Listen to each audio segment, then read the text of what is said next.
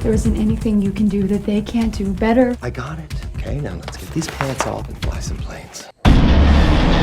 Fighter jets are going to be breathtaking. At the same time, they're not going to feel polished. Eyeball, those sabers can fly any way you can. You sure about that, Carl? Ryan really stepped up to the plate with that stuff, whether it be blue screen or being in harnesses in the plane. He's very, very good at that. Fling it about, either side, weaving it about. The first part of the task was just getting the whole sequence planned, and that was done on a wall chart. From that, we designed a previs sequence. The mandate that Martin asked us to do to make this sequence exciting was to keep it as real as possible. We did a lot of research on the fighter pilots and watched a lot of videos. We had pilots on set advising us. As you bank, you're watching the guy at your 12 o'clock, and then once you are sure that you're not going to smack into him, start looking to where you're going. I had the chance right from the start working with Martin Campbell to really give him inputs on like, that's a really bogus statement. No one would say that. Hey, when you're showing the pilots, please show them with their masks up. You know, just lay it on the line and make things as realistic as possible. Cleared weapons, hot as a merge. Ferris test Sapphire, weapons are hot. Whatever we shot had to be done by a real airplane that was flying along with the F-35s.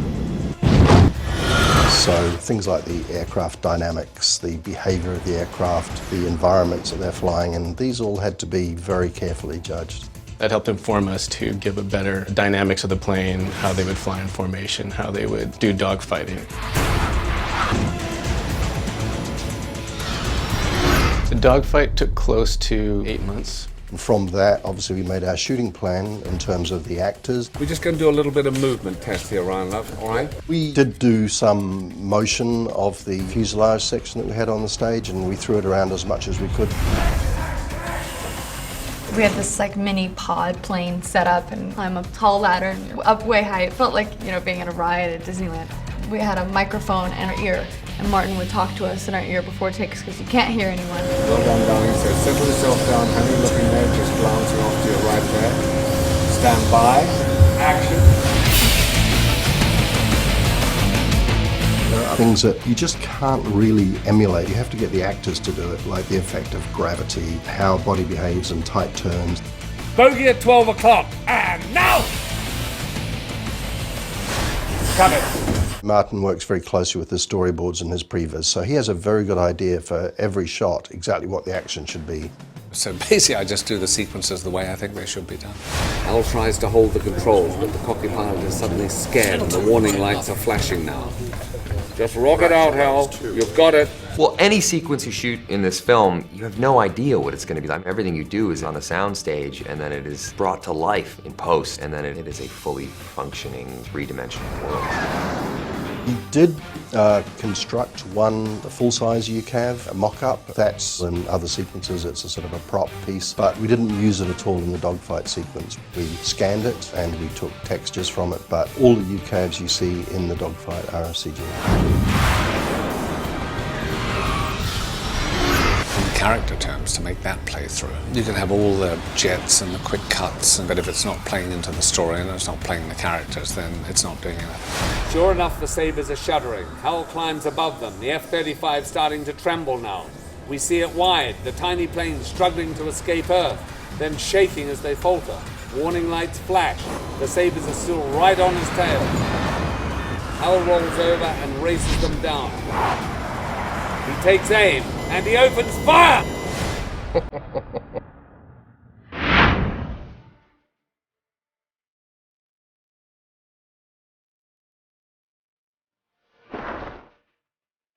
I didn't know enough about the Green Lantern to say, yes, I want to go for this role. But when Martin Campbell showed me the art for this film and showed me what it was that they were planning on doing, I was hooked. It's just the most captivating thing you'll ever see. I felt like a little kid again.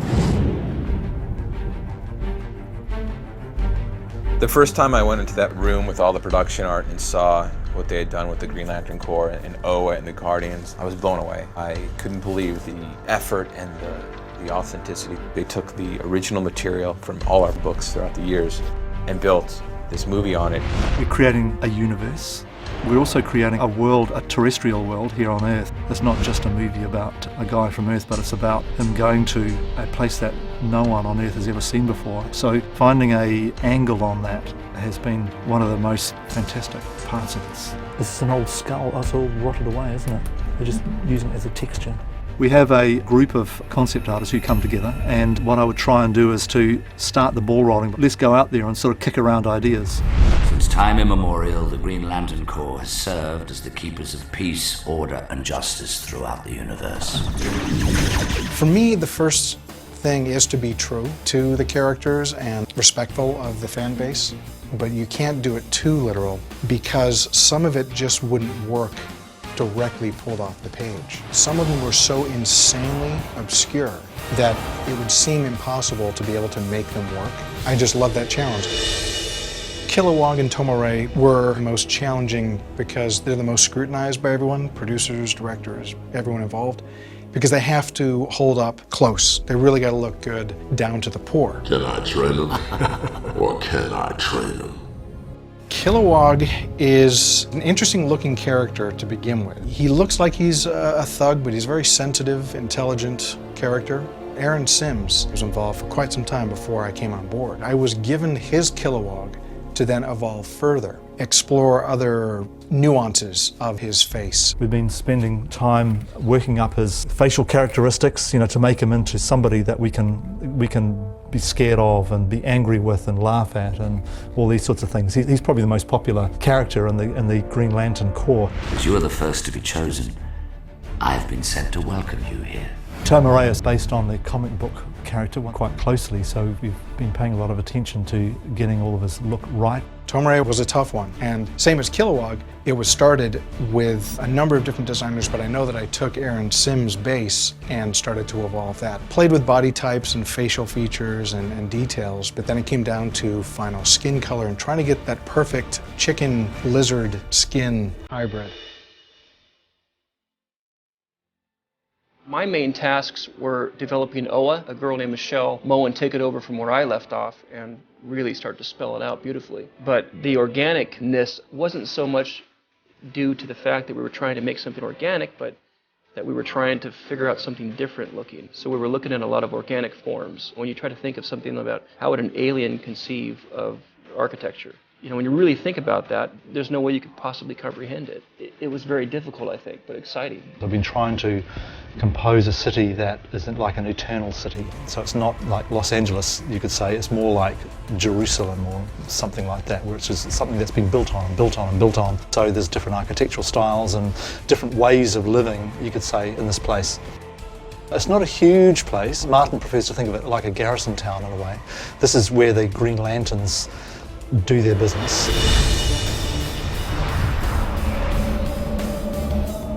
At the centre of the planet is this huge void, and in the middle of the void is the central battery. And there's been a lot of work gone into tying together the central battery in terms of its design with the portable batteries. The lantern had to be specifically designed for our version of the story. We had to come up with the origin, where it was from, why it was there. The lantern also has to have a quality that has been passed on from generation to generation. Almost like a king sword or a king gun. The craftsmanship that went into it was very important. Not completely ornate, so it's not functional, but understood that this was a very, very powerful part of the lantern core to be passed on from one lantern to the next. We've been working on ring designs and lantern designs for basically a year and a half. We massaged it a little bit and we had a version made that Martin and Donald kind of quite liked a lot of, but the costume design, neither was unhappy with the overall sort of feeling of it. So it became such a collaboration to get that ring out. It was so important. I wanted it to have a gravitas to it. So we sat down and sort of completely reconceived it as something sort of bigger and chunkier. At the same time, the art department was doing something very similar. The story's been told 100 times over and over again in comic books and in different media, but the way that we were telling it had to be new and exceptional. It had to be something so fantastic that it would attract a new audience as well as please the old audience. It was a moment of pride that we could all share, all of us involved, that we did make the right decision pushing the envelope. It's been very wide open on this, and I think as a result we've been able to think very laterally and kind of come up with the funkiest ideas. You know, it's been a lot of fun doing that.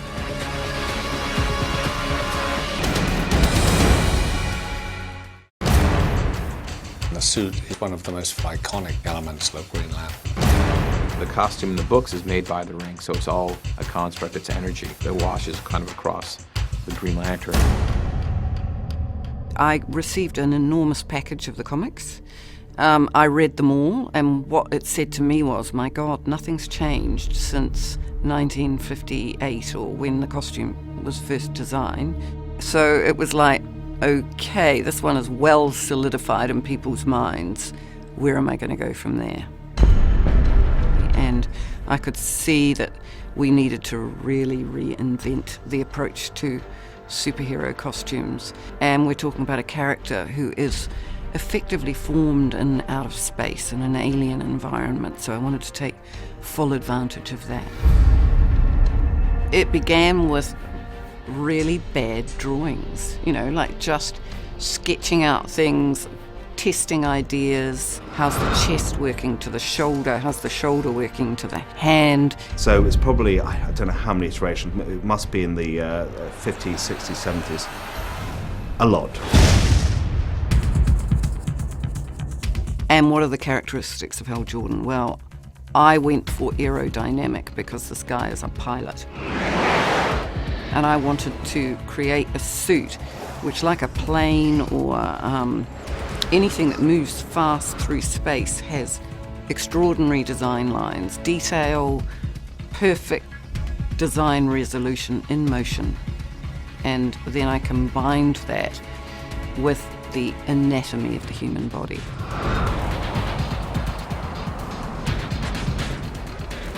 From my experience, I was expecting to build a costume and then add over it the visual effects element. As we began to explore it and the nature of what we're attempting to do with this character, it became more and more obvious that we had to go one way or the other. And the one thing that we're all very determined to do is not make a rubber suit. We wanted something so fresh for the fans that it really did start to become obvious that we needed to go all the way with the visual effects. Ah, green! Wow. I know, right? When Hal arrives on Oa, he goes through an induction process, and part of that induction process is giving him the suit. And the suit is created by the ring, and the suit really is a suit of energy. I was understandably skeptical, I think, at first about the idea of a computer-generated costume, but once you delve into the film's mythology for the character, which is that this costume is a manifestation of your will, it was the only way to do it. And I like the idea that it comes on and off according to the ring bearer's will. You can't just unzip something, you have to, you know, it has to snap right on. He puts the ring on, right, knows this, changes, right? Wow, I'm never getting used to that. It was the only way to do it. And I think it was a fresh way to do it as well, something we hadn't seen before.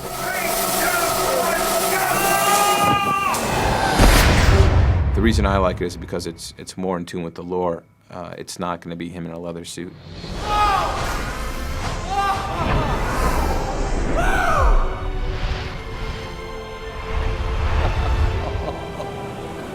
In order to get the suit right, we had to start testing it as early as possible. Not only from a technical point of view, where we wanted to make sure that we could photograph an actor pretty much doing what he likes. Free-forming, running, fighting, jumping, all the stuff that the Green Lantern would have to go through. 3, 2, 1, action!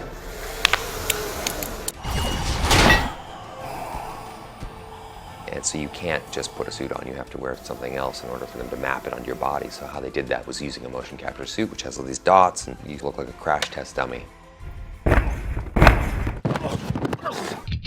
The role of tracking for creating the Green Lantern suit played a huge part in getting the initial action and motion of the suit.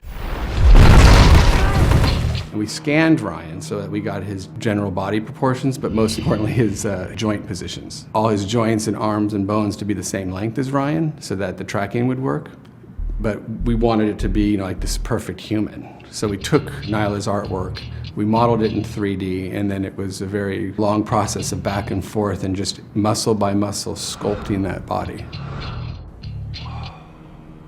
There's muscles of the abdomen, the inner and outer obliques that are contracting and flexing, and all of that's tied in to the simple process of delivering dialogue.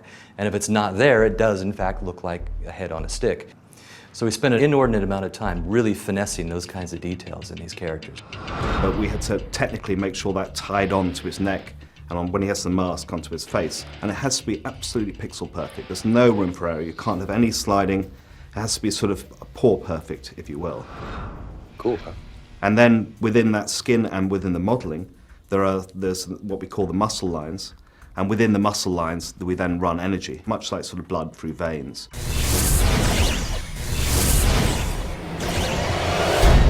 Should we just do one on camera, boys? Okay, ready. So, this is the human. Yeah, once we'd sort of nailed the Green Lantern suit, the other suits fell in pretty quickly, actually. We were all surprised. Sinestro kind of worked out the box. We had the right green and we had the energy ideas. We put them all together, and with Mark Strong's head on top, it was a big transformation for everyone to see him suddenly fully there and looking like Sinestro. And now! Will is what makes you take action. The CGI suit is going to give me the physique of the comic, and I can see why they've done that. If you're faithfully recreating that, the best way to do it, I think, is the idea of part animation. I like the idea that some of you will be drawn, because it's obviously then a direct link back to the comic. With Sinestro, he's an older Green Lantern, and I wanted the connection to exist between Hal and Sinestro in terms of their costume, that Sinestro was sort of stuck in a certain place, very authoritarian, so his suit is an older version. It was for this moment that we were created. We will seek out and fight this enemy. And what was very important in the magic ingredient was the actor's performance, because that really translated it, because from when you're in the CG environment to this rather lifeless object, you suddenly put Ryan Reynolds in there and what he brought to the role, and that really contributed to making the suit live. The result is great. I'm very proud of the result. It's all of the internal workings of the suit that really justify having a digital suit in the first place.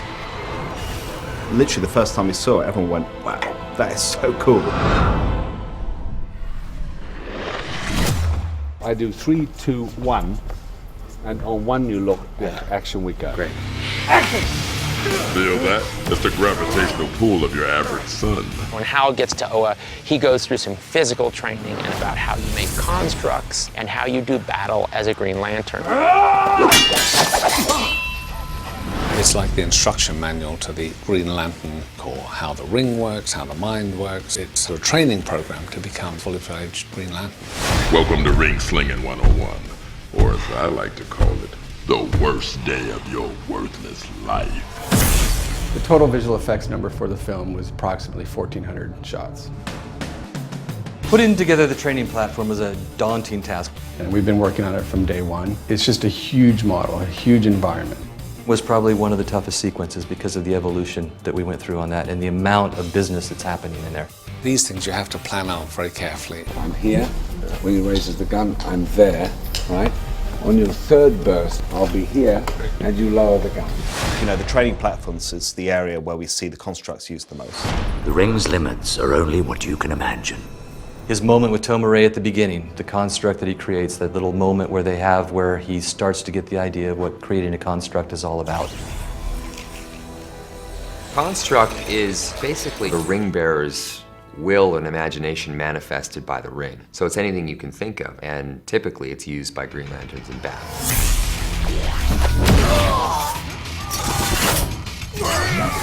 A lot of the constructs were scripted originally, and some we changed when we got into shooting itself. Then smack him.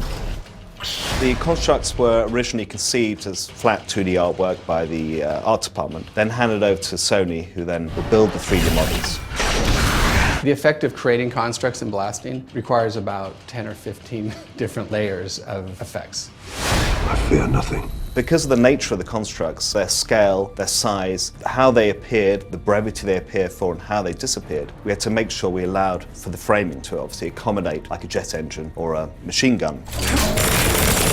So before shooting any scene, we had to nail down exactly what the construct was, the timing it would come on, you know, how big it was, and how it would interact with the characters. A lot of this was realized in storyboards as well. Some of these moments where Hal gets his feet clamped down in the boots and constructing the table. Let's see what you got. Kilowatt puts Hal through the physical contortions of training. Here, let me help you. Finishing that off, we finish with him and Sinestro together. This is the human. He tests him in a traditional fight, but using constructs created by their rings. A sword. Oh, human. It gives Hal a horse whipping. I do believe I smell fear. We had to go into each shot knowing what the construct was going to be. Ryan Reynolds had to know what the construct was so he could react suitably. And Mark Strong had to know what the construct so he could react suitably as well. It's hand-to-hand combat. They're creating one construct, that one gets knocked over, the other one gets created. That was orchestrated over many, many weeks before we actually shot that. Then let's do it. And that was choreographed with our stunt coordinator, Gary, and with Grant Major, production designer, to make sure we came up with a really cool set of tools they could use during that fight. Will is what makes you take action. Fear is what stops you.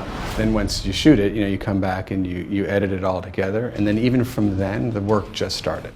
And started basically pre-vising the entire sequence. And then deciding where in this environment they were going to be from shot to shot.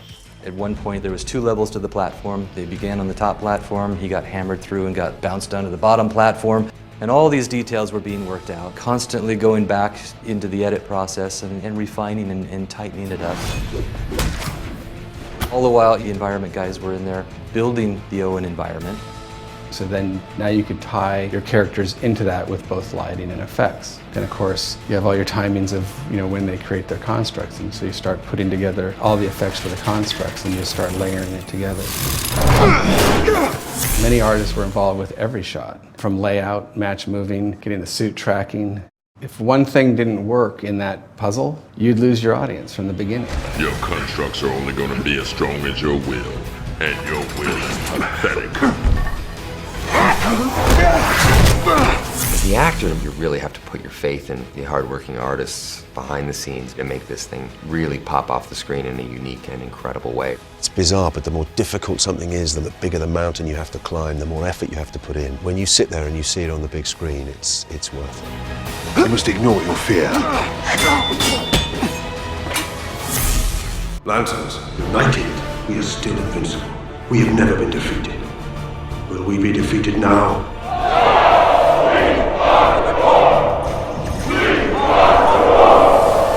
The Green Lantern Corps is an intergalactic police force made up of aliens chosen from various space sectors across the universe. The comic book inspired the look of the Corps quite a bit. That's where the designers pulled from. Then we also got to kind of go off on our own and add some really cool aspects to it. So keep this a little smoother than you have it, but then these ridges could actually be a little more bumpy. Okay. I think it is important to remain faithful to the characters that fanboys have known and loved. You want to be a lantern? You gotta commit to the core. It's also exciting for us to be able to present something to a fan base that is very familiar with these characters in a way that they've never seen it before. It was for this moment that we were created. I don't need to tell you who we are. What we did was we took the 25 strongest characters, or the most common characters in the comics, and we had those all modeled. It was challenging to create the 25 Corps by the sheer number of them. Are you afraid, human? The Corps just visually are stunning, and they're just so diverse. The Guardians have charged me to lead a a squadron of our strongest lanterns in an assault on Parallax. Well, for each of the 25 Green Lantern Corps, we had the design of the creature without his suit.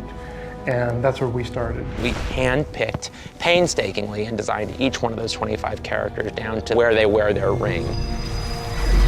They each have their own movement patterns, how they land or walk or fly or crawl, and it's really cool.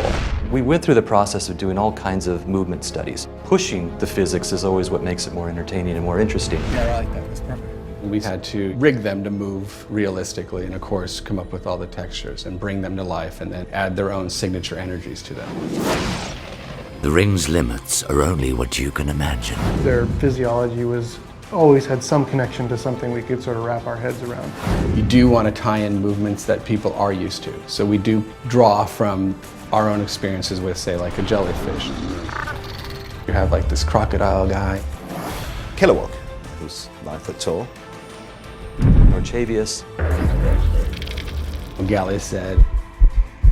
Gahoo, who's this kind of gnarly looking warrior. Salak, who we show a quick shot of in the film. The skeleton thing. We had much more fun with the other characters like Amanita, who's the mushroom guy.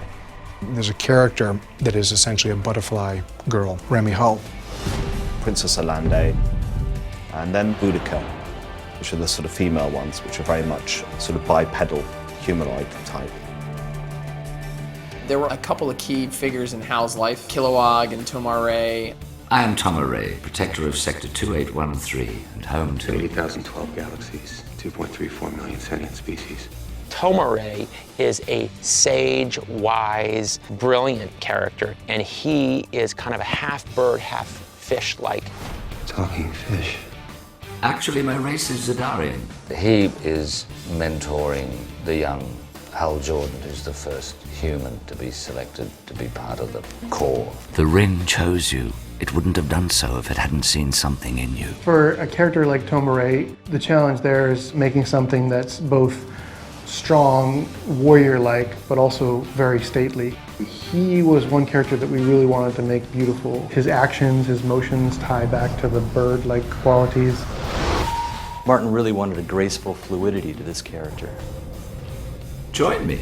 The flight characteristics of Tomar-Re, we experimented with how does he maneuver when he actually flies through the air. In the end, what we ultimately settled on was something like water ballet. And it contrasted with someone like Kilowog, who's much more of a brute. Never let your guard down, Poozer. Kilowog is this great, gentle giant. He is a kind of rhino-like alien character. He's huge, he's like 11 feet tall. He's pure brawn. The challenges in bringing Kilowog to life had a lot to do with how his skin was going to respond, how the large armor-like skin could be tough, but also be flexible enough to give him the power and strength that a character like Kilowog would have. We developed some simulation techniques to get the skin to roll and fold and move in a way that had a weight to it. The weight on this feels perfect. This is right where it needs to be. He does the ring blast, he starts getting pulled in by the gravity, and it's that same feel we need to just carry on into the next one. The big part of making those characters work is, of course, the performance capture, the voice work. Welcome to Oa. It was created for us by the Guardians. Those parts are very important. They really do support the movie. The human ain't never seen one before. I am Kilowog. The truth of the matter is you need them to make those parts sing. As lanterns, we must fight with all our will and destroy evil wherever it may hide. Set. Action. The Green Lantern Corps is an intergalactic police force run by the Guardians of the Universe, who are these ancient beings on the planet Oa. It's like kind of the police precinct of the universe, and they've been around for billions of years. Think of them as the Supreme Court. They created the planet, they created the Green Lanterns. When Hal Jordan is chosen as the first human being to be a Green Lantern, it's really kind of looked down upon by the rest of the Guardians. Guardians, this young lantern wishes to appeal your decision. The designs of the Guardians were pulled fairly directly from the comic books. The way the Guardians look and the details on the Guardians as you go closer to them, on Ganthet in particular, Very, very cool. It's exactly what anyone who loves Green Lantern could dream of. We are aware of the threat. They want to feel slightly above the more temporal kind of goings-on of Oa. So I wanted to get them in the highest place. So almost like their heads are in the stars. They sit on the very top of the highest peak. There stands their citadel. They are immortals among the most ancient of races. Grant was specific in terms of we need to do a guardian citadel for this amount of guardians to sit. There are these seats that are arranged in a circle, and each seat is where a guardian sits overlooking the whole of Oa, stretched out below them. So I came up with this idea of doing the circle of these guardians. I think in the obsidian architecture of it, over the eons that they've been sitting there on these thrones, just the sheer power of their thought has put grooves in the rock, because these guys theoretically had been there for millions of years. This planet has been our home for countless millennia. It was created for us by the Guardians. These guardians are in fact quite small. They're only about 3 feet high. They've all got these blue heads, and their robes have been designed to be very, very long, so we never really see their bodies. They're shrouded in these red capes. Their robes are these really long, kind of velvet-like, but if you look closely in the shadows, you could actually see hints of the galaxies and the rest of the universe in them. They feel like they are almost disembodied in a way. Their heads as well have been designed with this sort of translucent quality to them. You dare accuse the Guardians of feeling fear? Yes, I do. And that's exactly why Parallax is beating you, because you're afraid to even admit you're afraid. When you were shooting the Guardians scenes, we put up C-stands with tennis balls on to represent where the Guardians were placed. But there are only 2 Guardians that talk and 1 Guardian that listens. So the 2 that talk were represented by actors on little cherry picker lifts, so they could deliver lines and they could offer a decent eye line for the actors. You must let me take the fight to this new enemy. Your passion to protect those in your charge is commendable. Filming it physically and practically is really interesting, because you have to remember you are in space. We are in this big room with blue walls, and we had to develop a physicality of how to show that. Action. The inhabitants of 2 worlds annihilated by an unknown enemy. For me, it just looks like a bunch of walls and blue screen when I'm shooting it, but 8, 9, 10 months later, it is a fully functioning 3-dimensional world. The Guardians, although they have similar physical qualities, they all have very different looks. They've got different size ears, they've got different noses. They're all quite different beings. What they do share is a similar skin tone, which is just off Smurf blue. Finding that right tone of blue that wasn't too saturated was difficult. To get the sense of subsurface value under the skin that gives them life, but also be enough of a difference to really read that translucency was definitely a challenge. There is much of which you are not aware, Sinestro. The Guardians had their own particular series of challenges.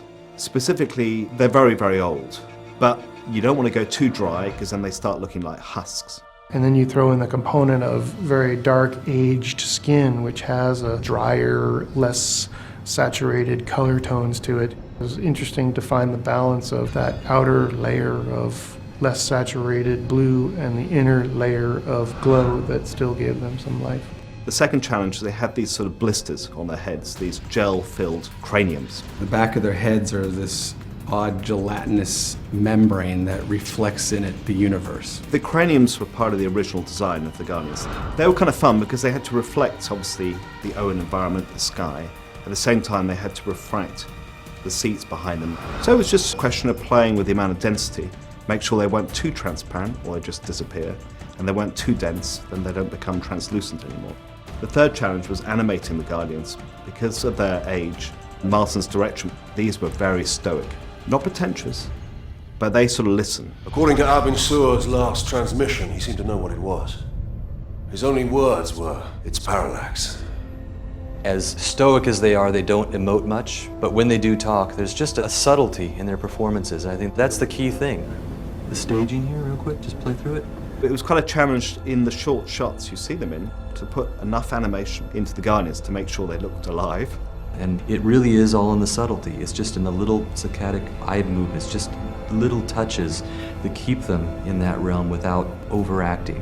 And making their faces as pliable as we could possibly make them, so when they do talk, it is a full sort of facial experience. We are assessing the situation. Even though the eyes aren't moving much, it doesn't need much. It's just little movements in the eyes tied very specifically to the timing of the dialogue so that the two of those mesh really well. Help me save my planet. Don't give in to fear. Fight it. fight it with me. Your words are compelling, young human. But as immortals, we must measure our actions over billions of years and the fate of the universe. For me, it just looks amazing, and it's just mystifying, and gorgeous, and baffling, and all at once. Is that what I think it is? An alien life form, Doctor. The first that mankind has ever encountered. The exciting part of this project were the characters, the alien characters that were going to be done practical as makeups, Sinestro, Hector, and Abin Sur. With characters like this that have been established in the comics, you want the fans to be happy, you want that iconic character to be translated. Yet, when you're dealing with your performer, you want them to be as comfortable as possible wearing the prosthetics. For Hector, we were extremely fortunate to have Peter Sarsgaard do this character. Not only was he relishing the fact to have these prosthetics, in his own words, it just really helped his character. He just took it to a whole nother level. Translating something that's two-dimensional, whether it be a comic book or a piece of production art, to 3 dimensions on a performer, it's always challenging. We sculpted a series of maquettes. Because he goes through a transformation, his head gets progressively larger throughout the film. So we started with a human head structure and kind of gauged what would be interesting and still achieve the effect without getting into the realm of ridiculous. I like this one. Everyone does. We did more than half a dozen tests for the various stages of Peter's transformation. There's Hector with the receding hairline wig, which is why I have a shaved head. Also have to have a shaved head underneath the prosthetics because it makes it a lot easier to deal with. Actually, the mustache and the wig were pretty uncomfortable because of the lace and itching against your skin. For the first stage of Hector, Peter was in the chair maybe 2 hours. And then, of course, stage 2, big head, getting more Krona-like. The character Krona turns into Parallax, and we're trying to get Hector to get looking more like Krona because he gets infected. Then the next phase is from here up, covered. The only parts of it that are my face are the tip of my nose here, and then underneath my mustache right there. You've changed. At the same time, you don't want to totally lose the actor behind layers of silicone or rubber. You want to leave a good portion of them there and carefully design the look. It takes 4 hours. So if I go in at 3 in the morning, then I'm ready to shoot at 7 or 8. Oh, yeah. It's stuck to your skin. These are medical grade materials they are using, so it really sticks. We try to go as thin as possible, which allows for the maximum amount of movement. And it gets heavy. I would say at least 10 pounds of silicone, maybe 12. It's a lot. With Peter's makeup, because there's so much mass to it, in the last 2-3 stages, every part of his head is covered. Got it? It's going to trap heat because silicone is a non-porous material. It's like wearing a rubber glove on your head. Because if I get sweaty, the appliance starts to collapse in different ways. The heat builds, and that's going to have a tendency to pull free. So I have to stay cool. There's this device I put my hand into that football players use, and they turn it on, and all of the veins here and in your hand get iced down basically and cool down your blood. And they found that it's much more efficient than even sticking your hand in a bucket of water. I've never felt better in my life. Abin Sur's look was probably the hardest to translate. If you don't do it right, it has a tendency to look cartoony. There was one maquette made for Abin Sur, which is behind me in the background. At that time, we really didn't know who was going to be cast to play Abin Sur. It's sort of an external musculature that you're reading on him. There are quite a few pieces. There's a neck appliance, there's a skull cap piece, and then there are forehead and facial pieces that he wears. And then all those get tied in with color. It went through several makeup tests. We had to make color samples, and those were photographed under different lighting conditions. And it did take quite a while before we did finally arrive at the right solutions. Now turn up here again, Tim. Wham! And fist up, as it's like today. As far as Abin Sur goes, the challenge with his skin tone is that we're taking a otherworldly character and an otherworldly skin tone and translating it into the real world. To apply Tim's makeup, it took close to 4 hours because it was a little more meticulous. It's quite a slimline kind of prosthetic makeup on me. Tim was great. He was the first performer we got. Putting up with the makeup is the biggest challenge. I did a film years and years ago, The Island of Dr. Moreau, so I got a lot of training and contending with the prosthetic makeup. But the funny thing is, once you've done one, you go, I swear I will never do that again. And here I am, doing it again. If you translated Sinestro line for line from an illustration from the comic, it's going to look angular. It's going to take you out of the realm of reality. Are you afraid, human? Until we heard who was going to play Sinestro, did we know exactly where we were going to be headed with him. Shall we? We started sculpting the look of Sinestro on his life cast. The hair was something that always came up that was like, well, what are we going to do with his hair? You're trying to strike a balance between someone that's got a lot of strength in his face but doesn't look too sinister. And I will tolerate no weaklings.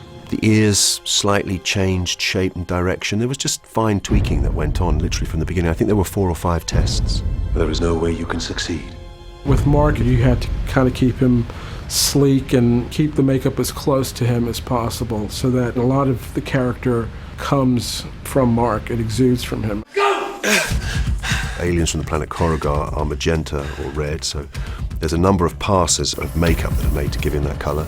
We actually use a color on Sinestro, which is a tattoo color called French Quarter Fuchsia, which I think is very appropriate considering where we made the movie. When we do prosthetic makeups, we use an airbrush for maybe 75% of it. You don't want to use an airbrush for the entire process because then it's going to look airbrushed. But to create a natural skin tone or even an otherworldly skin tone, you're breaking up the skin or the prosthetic with multiple color passes. So when you get in close, it looks believable. It looks like there's things going on under the skin, a circulatory system. When you see it on film, it looks like flesh, it looks organic. I'm a Green Lantern. I fear nothing. Mark came really well researched with everything. He knows exactly what Sinestro is all about, what he is, what he has been, and where he's going with it.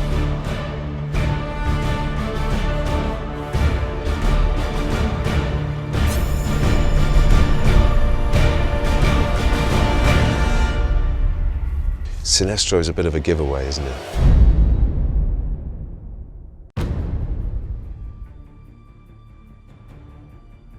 This is a big visual effects film where you actually have to create worlds and characters. So creating Parallax is very exciting.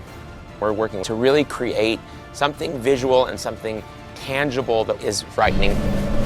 It was my greatest dream realized when I walked into that room and saw what they had done with Parallax. It was brought to life before my eyes. I was blown away. One of my favorites, Parallax. It's largely the work of an artist, Justin Sweet. We all had a go at it, of course, and as the ideas became more refined, it sort of came to be based around the husks, the spent husks of alien beings that have been consumed by Krona. All these appendages of fear, terror. Yeah, it is. They're all built to terrorize people, to raise that fear, to get them more. I think it is. Yeah, they instill fear in people, and when the fear is there, then that's what they go for, and they wrench that out. And you can imagine it'd be agonising. So in a way, the agony that you face when you die is still within the faces of these creatures. For Parallax, Martin's idea originally was that we wanted to create something that wasn't so much a specific alien monster. It was something more amorphous. I think he looked at one guy's image originally. It was sort of this kind of oil spill or something, light kind of coming through it a little bit. And Martin kind of liked that idea. Parallax, it started off as a thing called Legion, and it sort of has its roots in this word Legion, where to me that suggests like a horde, like an army. We've then come to grips with what it looks like visually, and we've always liked the idea of it not being a ghost. It's actually something that's tangible and that is able to consume you, to eat you, rip you apart. This idea of all these souls being massed together and screaming in everlasting pain, it's like illustrating water. It's only the shape of whatever's containing it. When we look at it texturally, it's a conglomeration of alien species that has all become this sort of textural mass. Krona's face will be able to push itself out. It's almost like the way that a school of fish or a flock of birds is able to act like in concert with each other. The first sort of step we do after concept art is to build the same thing as a 3D model. So you'd be able to kind of look around and have a schematic kind of look at it, and then add character, personality to its face. So it's a very interactive process and very collaborative. Just bringing life or movement to Parallax was a three-step process. First, we created these pods, or sometimes we called them bananas because they were yellow and they looked like these bananas just kind of doing their predator type thing. And then within it, the effects team run massive agents within it. This is actually a small section of these. We run procedural animation on it so they somewhat interact with each other. You know, we had animators going in there and animating each bone and each skull. We'll never get the film out. So they had to animate the body and then all the bones had to correspond. If you tweak one thing that isn't working, then something else might pop out. And then if Krona's head appeared, that was yet another step where we'd hand animate the main head of Krona coming out. One of the challenges with Parallax was actually a scale issue. We worked on him originally really close up and you could see all the writhing skeletons. And then as soon as we got wide on Parallax, he became more of a grey blob. So we had to go back in and rework Parallax so he worked in the wide scenes. As we got wider and wider in the streets, it's the scale of it was kind of a little hard to wrap your head around. Those shots are tricky because you're also trying to show all this detail of what it is and all these souls, but you're going wider and wider and it's just this huge giant wall. Obviously there's a lot of work to make sure he interacts with the environment, to make sure he casts shadows, to make sure he doesn't bump into things or go through them. So he was very much like a sort of bag of snakes. I think Martin called him a bag of maggots. And a city shot where he's running through the city and interacting with buildings and attacking people, it can get pretty complex. And you're forced to kind of recreate in 3D space those buildings, what those people are doing as they're running down the street. You actually have to copy their movements into the computer and have the geometry interact with it. So it's always difficult to do these sort of characters and to get it right, and thankfully I think they pulled it off. All the effects, they're very complex. That was really tough on them, but they all worked their butts off. I must say they were marvellous.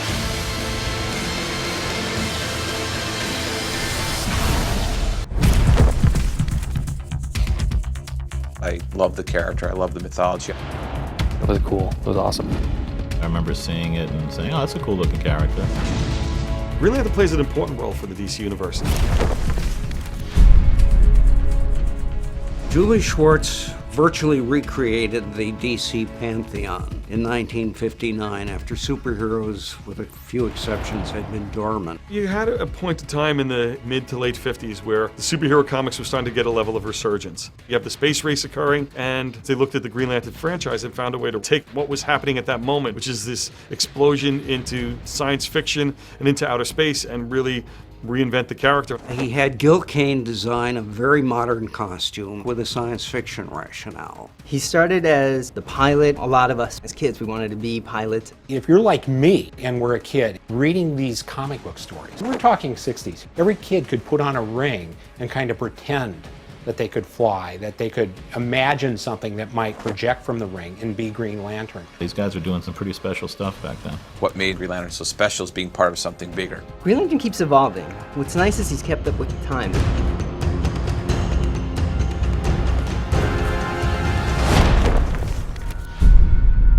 When Denny O'Neil and Neil Adams took on Green Lantern and Green Arrow, they did something that had never been done in comic books before. They did it extremely well. They really grounded the character for the first time. They brought Hal Jordan and Oliver Queen, Green Lantern and Green Arrow, down to the streets and dealt with a lot of things that were being dealt with in the country itself. It was presented to me as, we want to continue publishing this character, but it's not doing very well. So I thought, well, I had done a couple of socially relevant, mildly socially relevant pieces earlier. It had been done before in comics, but not much. And I don't think it had ever been the heart of a comic book series before. I had an idea of what I wanted from Green Lantern, what function he would have to serve in the ongoing narrative, and we drafted Green Arrow to serve the opposite function, to give us kind of a dialectic. Two sides. These guys are friends, but they don't agree on everything. One of them, as I said, is the best cop who ever lives, but let's give him some reason to question his assumptions. They rounded the character. What these guys together did is made it relevant. They figured, the hell, if nobody's reading us, at least let's make a point. They really had passion for a lot of the social ills of the time and making a statement. And not being as coy. It wasn't as much metaphor. On some things, they were hitting things straight on the head. It made an impact. It wasn't in the background and sort of around the story. It was the story. The response was hugely favorable. And Neil and I found ourselves going to universities and going on radio talk shows, none of which had happened before. Comics were the lame stepchild of American media. It was supposed to be dumb in the conception of a lot of people. A lot of things had to come together. Julie's willingness to let us experiment. The fact that Neil and I had been in the racket about 5 years at that point, and we had our toolkits together. We knew how to do comics. A couple of years earlier, we might not have been ready. Feeling fairly passionately about some of the stuff we covered may have elicited from me the best work I'd done up to that point. Neil was just already a master at that point. He could have probably illustrated the phone book and made it look exciting. The Green Lantern and Green Arrow run is considered a very classic part of Green Lantern's history. Those comic books themselves, I mean, they've been collected over and over in hardcovers and special volumes because of the quality of the stories. Archie Goodwin and Mike Carlin and I were group editors, and Kevin Dooley and Eddie Berganza were in charge of Green Lantern, and it was floundering. In order to save the franchise, it needed to be revamped. They were having trouble locking in a direction. They kept on changing the focus. They were trying to reinvent the wheel a little bit. And then there was also a logic, from what I understand, that the Green Lantern Corps was a detriment, not a positive for the franchise. So the goal was to collapse the Corps and make one Green Lantern, the sole Green Lantern, and shake it up a little bit. We were actually working on the death of Superman. And one of the things we wanted to do was come up with some big dramatic elements. And we said, you know, let's destroy a city. So I came up with the idea of wanting to destroy Coast City, which was the base of operations for Green Lantern. And what we had was an alien threat that came down, destroyed Coast City, where the entire city, for the most part, was vaporized. If you're a hero, and your job is to save people, to protect people, and your city is atomized as part of that, that is a tremendous psychic sort of wound. And that became the springboard by which he eventually went down the road of becoming Parallax. He wanted to rebuild the city, so he tried to rebuild it with his ring, and he didn't have enough power. He couldn't bring back millions of people like that, and it ended up destroying him. So he needed to gain more power, and he went throughout the universe murdering other lanterns, trying to grab their power. He kind of went a little bit off the deep end, taking on and pretty much destroying the Green Lantern Corps, and winding up on Oa, where he decimated the rest of the ranks of the Corps and stepped into the main power battery, becoming this entity known as Parallax, and then nothing could stop him. The fans were very upset. One of the covers we did was him with multi-rings on his hands and just looking very crazy. And it was just a wild look. You definitely thought, okay, things are gonna change here. This is not the Hal we all remembered. At that same time, we were doing a company-wide crossover called 0 Hour that I was writing and drawing. And what we started to realize is we had this tremendous character in development, Parallax, and we could take him and really use him to be this ultimate sort of, I'd almost say visionary villain. In 0 Hour, what Hal did was try and recreate reality. Take it to the brink, take it apart, and put it back together again as he wanted it. So it made him villainous, it made him somewhat godlike, and it certainly put him on a much higher level than he had been previously. Hal Jordan dies as a result of that, primarily because his best friend at that time, Oliver Queen, is the Green Arrow, and Kyle, his replacement, work together to bring him to an end, because that's the only way they can stop him. An awful lot of people really did not like that at all. They didn't like the idea that Hal Jordan would have that kind of cathartic event. It was pretty intense. I remember the editor at the time was Kevin Dooley, and he was at conventions, and back then there was more of a letter column presence in the books, and lots of stacks of letters, and there were death threats and little, things like that. How dare you kill Hal? You should die. You got some new characters out of it. You got Kyle Rayner out of it. I think it gives Hal Jordan, when you pull back and look at his whole life, it gives him something very interesting. So if you take that little slice of Emerald Twilight, it looks like a disservice to Hal Jordan. But in the grand scheme of things, if you could pull way back and look at everything that's happened since he's been introduced until now, it actually was something that was really good that happened, because I think it made for a very interesting story, and it let all this other stuff grow. It pushed things forward. And it wasn't the final chapter in the story. It was the first chapter in the story in a lot of ways. It all started with a situation where GL was sort of very soft in sales for quite a while, and Hal wasn't the Green Lantern, and I was looking at the books as an editor there at DC and said, man, it'd be really sweet to get Hal back into the mix again. So I went down to the editor who was editing it at the time and said, you want to let go of Green Lantern? He was like, yeah, all right. If you want it, you can have it. So I went to Dan DiDio's office and said, hey, can I bring back Hal and start it off with a big bang and get it rolling again? He was like, sure. Peter was the editor that hired me to do Green Lantern Rebirth. We talked about it and said this is what Green Lantern Rebirth could be. He put a lot of faith in me when I was still an up-and-coming writer, and I owe him a lot for that because he gave me the opportunity where I could do this with Green Lantern. Without Peter, none of this would have happened. Jeff had very clear interpretations of what he wanted to do with Green Lantern. He had a very clear idea because he understood the universe, not just how it worked, but how it could work.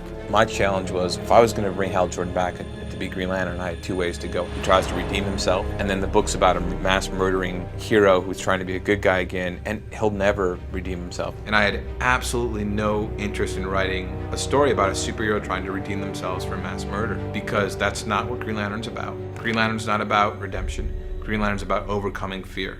So I thought maybe I could look at it a little bit more clever and say, well, what would push a character like Hal Jordan, who had never acted like that? What would make him suddenly go way off and lose it like that? I wanted to look at everything and find an emotional reason or something that we could relate to. And in the mythology, it had always been, well, Green Lantern's ring can't work on yellow because of an impurity in the battery. In the comic books for years and years, it was like if he shot his beam at a yellow sign, it wouldn't do anything. And eventually that was removed because it's a little dated. And so I wanted to explore that a little bit. And in Green Lantern Rebirth, I looked at it and I thought, well, yellow's the color of fear. That's obvious. And I assumed that that's why they originally used yellow, as it was the color of fear. So I wanted to get into it more. And that's when I started to develop the Parallax Entity. So Parallax became an entity of fear rather than an identity that Hal Jordan became. He didn't become a villain, Parallax, but it was actually Parallax, the entity, that took him over. Found a flaw in him, a weakness, emotional weakness when the city was destroyed, and was able to exploit him and possess him and fester inside him. It's like a parasite, Parallax.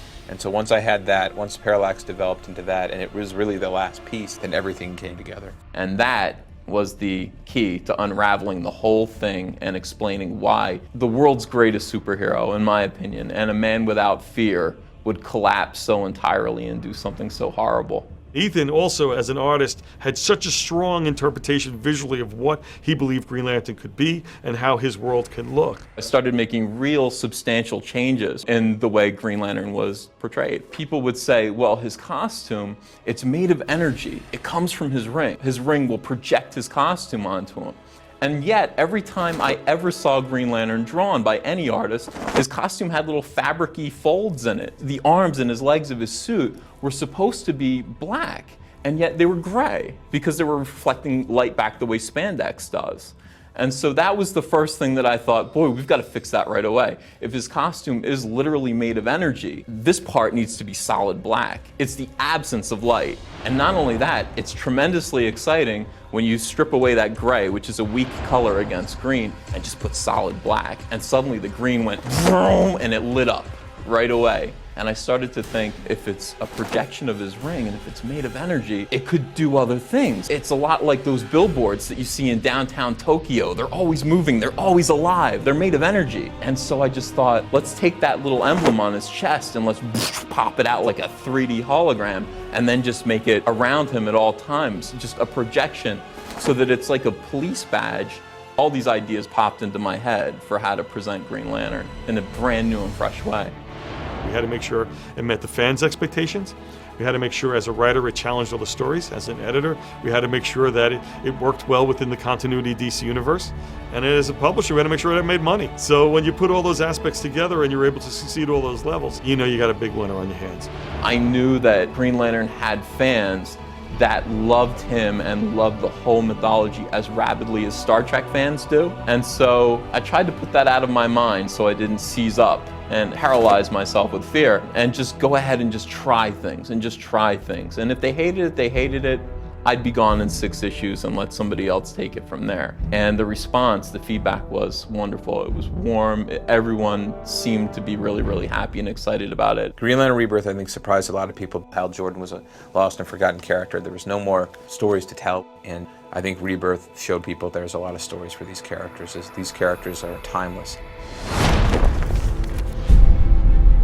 Sinestro is a very complicated character and one of my absolute favorite characters to write in all of comics. The problem with Sinestro originally was that he's not a very serious villain, nor does he seem like a substantial threat. And yet, we're told of how important he is to the Green Lantern mythos because he used to be the greatest Green Lantern, and then he left the Corps. Jeff and I would have these conversations where we realized that Sinestro is a political villain. I think Sinestro does everything he does because he still believes in the Green Lantern Corps. Even in the comics when he's fallen, he still believes in the Green Lantern Corps. Everything he does in his crazy, screwed up way is to help the Green Lantern Corps, help them become a better force of good for the universe. If it was up to Sinestro, he'd probably have a Green Lantern on every planet, lording over that planet, very militant-like.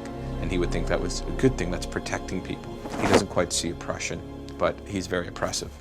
And so I started to model this silly character after a fascist dictator. And I gave him a more severe haircut, parted harshly on the side, heavy bags under his eyes, never smiling, dour, sinister, and arrogant. Suddenly the character started to come alive. I would say, Jeff, if possible, I don't want to see Sinestro do anything. I mean, when he's fighting other Green Lanterns, these are dogs. I want to see him do this.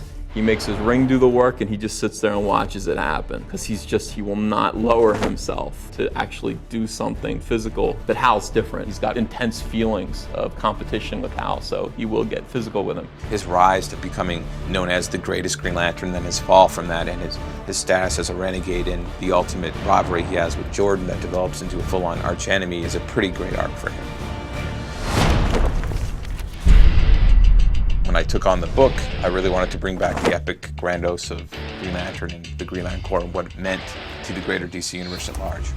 If you've got the universe divided into 3,600 sectors, think of the universe as a sphere.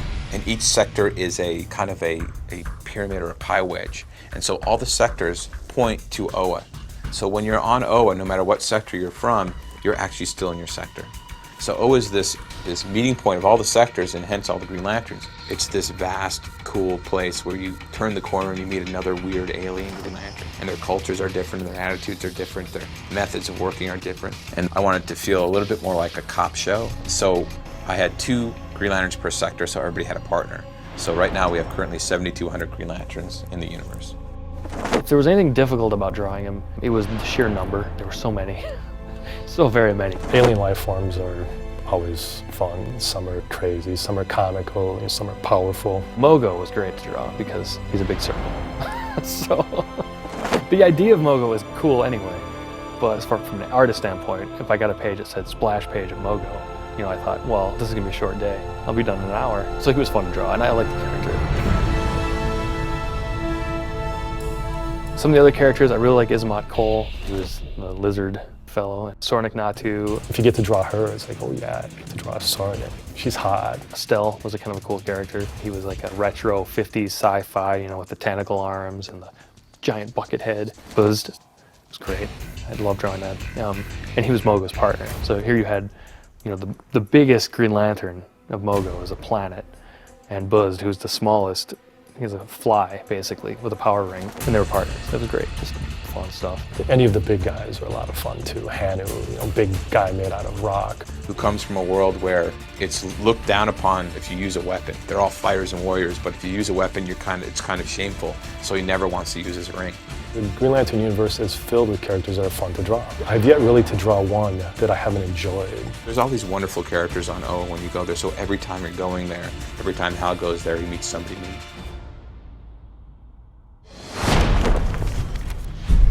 When I first came up with the concept of parallax being the yellow impurity or yellow fear, and that it was a part of a bigger emotional spectrum, I really wanted to define the power and make it about emotion, because Green Lantern was about emotion. It was about fear and willpower, and it balanced out. But that didn't mean that there weren't other things out there to explore. And so slowly, I wanted to peel back the layers that there's an entire emotional spectrum out there, that every emotion we give off is real. And so I looked at the spectrum of colors, and green being the center, and kind of felt like this is the most stable of emotion. This willpower is the most stable, pure of emotion. And as you start to go out from the center, you have fear on one side. And fear and willpower are very close because they're tied in together. And on the other side of fear, you've got hope, blue, which identifies the blue lanterns.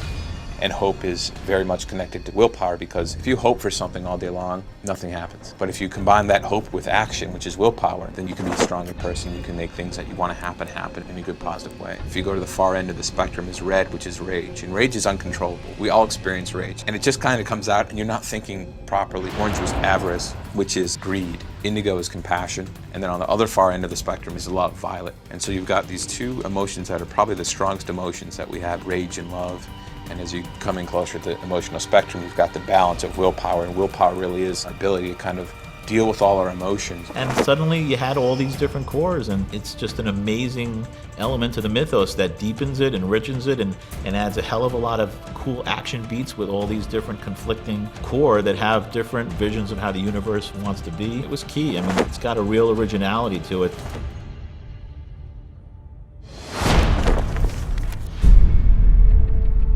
Unlike Superman, necessarily, and unlike Batman, because many of us will never become fabulously wealthy, the idea that if we were the bravest and the most fearless, a little ring could come from outer space and say, I choose you to join this cosmic police corps where it's your job to patrol the universe. This is a fantasy that engages everyone. It's different than anything else. The GL core and the GL universe and the mythology of that, there's no other comics out there that have that kind of source material to draw from and that kind of angle. It's not just about a guy in a suit wearing a ring and willpower. It's about this incredibly rich world, rich universe that's policed by Green Lanterns. Each one of them are unique and each one of them have looked different, but they're all united by a common goal and a common cause. I think that's what makes this world exciting. The mythology is as wide as the universe and as worlds that populate it. It's too big to compare to another superhero. You compare it to Star Wars, you compare it to Lord of the Rings, you compare it to epic worlds like that. It's bigger than any superheroes. It's its own giant universe. And that's why I think in the comics it's exploded so much in the last few years, is because the mythology has been explored and kind of realized by myself and all these other great artists and writers, and it just keeps growing. It has this depth, this emotional tale that I think is a modern myth. You know, really, DC characters are modern day myths, and this is one of the great ones.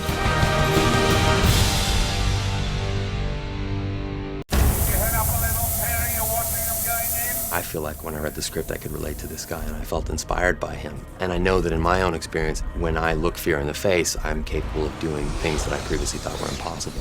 And that's the essence of Hal. That's who I think everybody has within them as well. And I think that's why people fall in love with this guy.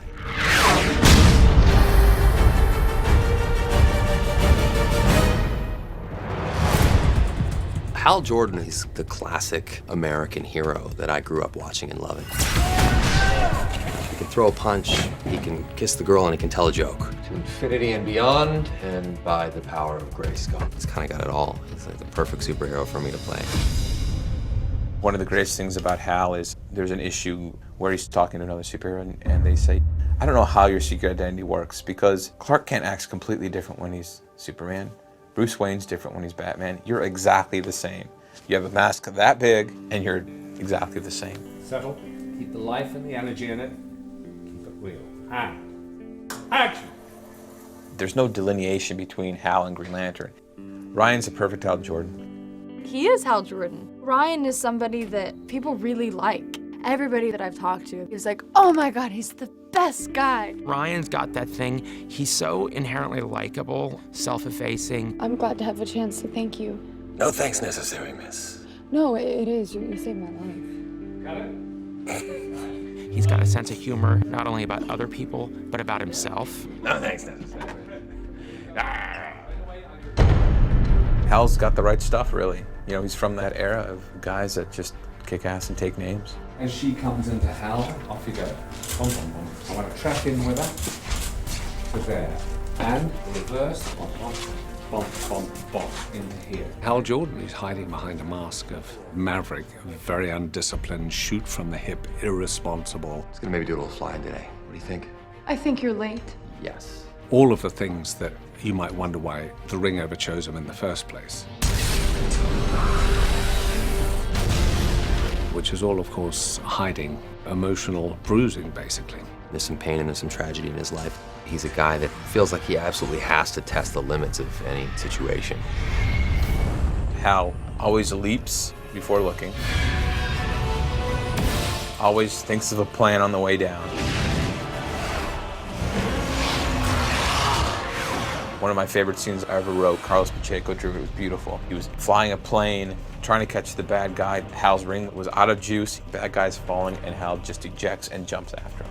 No ring, no parachute, just heading after the bad guy. I'll figure it out on the way down, and that's kind of his motto. Hal embodies everything I love to bring to the screen.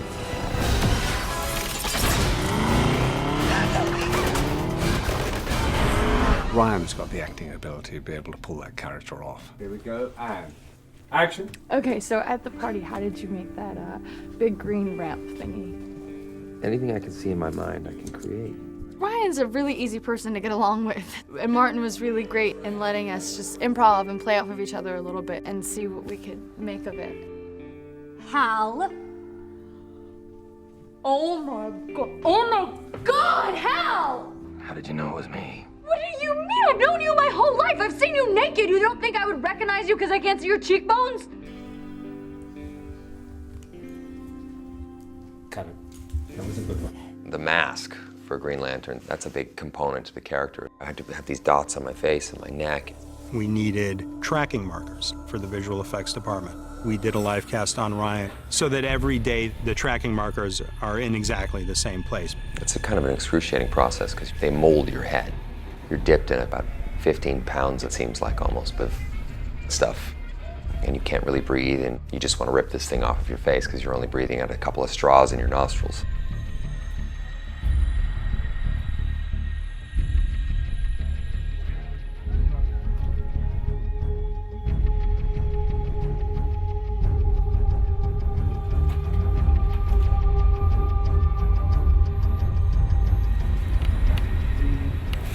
Careful, careful.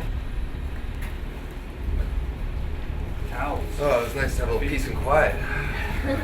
It's kind of an awful, uncomfortable, claustrophobic experience, but a necessary evil. Oh my God. I was given a very fortunate opportunity to have a great deal of prep for this movie, so I cleared my schedule for almost 8 or 9 months and just worked primarily on getting ready for the role. 6 days a week he was in the gym, always up at 4 in the morning doing his weights. He had a trainer. He stuck to it religiously, and it always made me laugh because on Saturdays he was allowed to go and drink and eat as much as he wanted. He had the one day off during the week where he could do that. Action!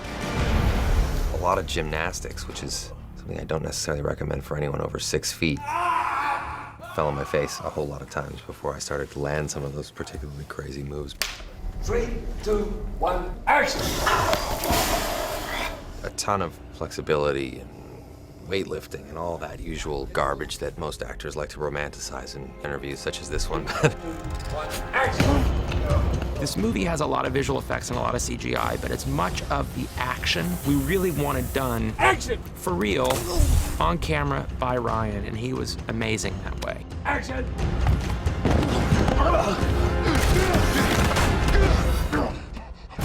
When they asked me to, be suspended and fly in and kick the bad guy all in one shot.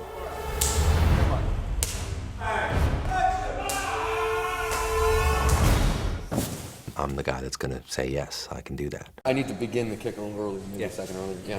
That's it. All right, go. Roll, please. My job is to show up on set, look Martin Campbell in the eye, and never ever tell him no. Right, here we go, and 3, 2, 1, action! The first time he's going to take off for the planet Oa, and the green energy is bringing him up to the planet to be inducted as a Green Lantern. I remember that exact night. When we did it on the night, it was going up to 90 foot, and we was probably doing 40 foot a second, which is pretty fast. We rehearsed the move with the stunt guy. 3, 2, 1, go! It's terrifying. It's good to get fighting it like crazy. Then we put Ryan in the cables and basically said, well, look, we're not going to sort of give you a rehearsal. We just want to get your natural reaction. Flying someone 95 foot up in the air is not your everyday experience, especially for an actor to be fired up in the air that high and that fast. Clear, you ready to go? Here we go. Press the button, got the natural reaction. Stand by, here we go. 3, 2, 1, go!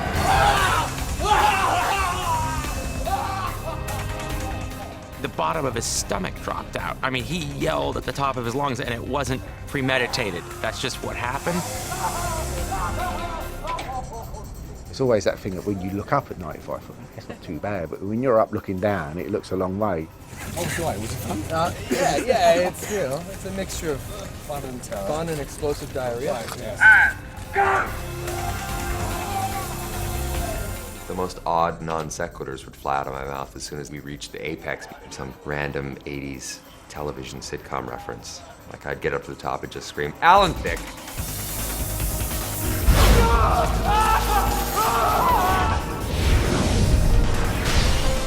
Everyone wants to play the hero, that's a lot of fun. But also get to be funny and have a lightness to the character and really have that ability to play. I think I found my dream role with Hal Jordan.